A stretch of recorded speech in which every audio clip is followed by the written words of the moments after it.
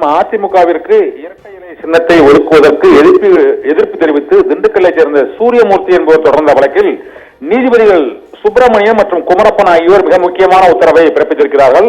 இந்த பிரச்சனையில் அனைத்து தரப்பினரும் அதிமுகவின் ஓபிஎஸ் பிரிவு உள்ளிட்ட அனைத்து தரப்பினரையும் கருத்துக்களையும் கேட்டுதான் தேர்தல் ஆணையம் முடிவெடுக்க வேண்டும் என்றும் ஒரு வார காலம் அவர்களுக்கு கால அவகாசம் அளித்து சென்னை உயர்நீதிமன்றம் உத்தரவு பிறப்பித்திருக்கிறது.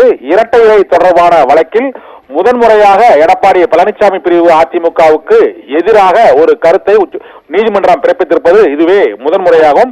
தேர்தல் ஆணையம் ஒரு வாரத்தில் முடிவு எடுக்க வேண்டும் என்றும் அனைத்து தரப்பினரின் கருத்தையும் கேட்ட பிறகு இரட்டை இலை சின்னத்தை யாருக்கு ஒதுக்குவது என்பது குறித்து தேர்தல் ஆணையம் முடிவெடுத்து அறிவிக்க வேண்டும் என்று சென்னை உயர்நீதிமன்ற நீதிபதிகள் சுப்பிரமணியன் மற்றும் குமரப்பன் ஆகியோர் அடங்கிய அமர்வு இந்த உத்தரவை பிறப்பித்திருக்கிறது. திண்டுக்கல்லை சேர்ந்த சூரியமூர்த்தி என்பவர் அதிமுகவின் ஒரு பிரிவுக்கு மட்டும் இரட்டை இலை சின்னத்தை ஒதுக்குவதற்கு எதிர்ப்பு தெரிவித்து தொடர்ந்த வழக்கில் இன்று இந்த மிக முக்கியமான உத்தரவை பிறப்பித்திருக்கிறது. இதன் மூலமாக மீண்டும் இரட்டை இலை யாருக்கு என்ற பிரச்சனை எழுந்திருக்கிறது.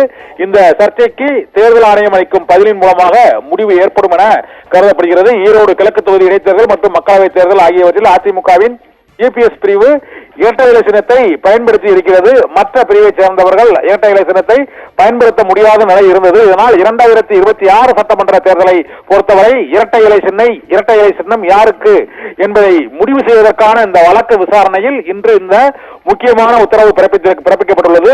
4 நாட்களுக்குள் தேர்தல் ஆணையமானது அனைத்து தரப்பினரின் கருத்துக்களையும் கேட்டு இரட்டை இலை சின்னம் தொடர்பாக முடிவு எடுத்து அறிவிக்க வேண்டும் என்ற உத்தரவை உயர்நீதிமன்றம் பிறப்பித்திருக்கிறது. ஆபிரகாம்.